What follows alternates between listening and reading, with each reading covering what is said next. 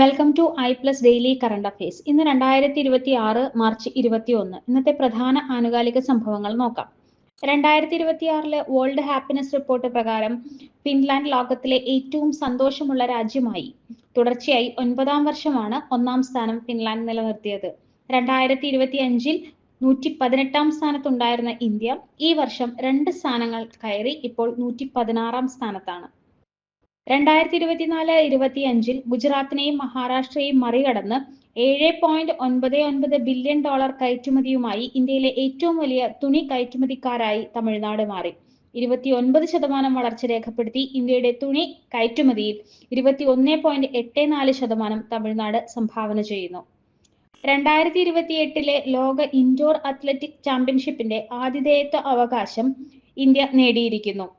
ഒഡീഷയിലെ ഭുവനേശ്വറിൽ സ്ഥിതി ചെയ്യുന്ന കലിംഗ ഇൻഡോർ അത്ലറ്റിക് സ്റ്റേഡിയത്തിലാണ് പരിപാടി നടക്കുന്നത്.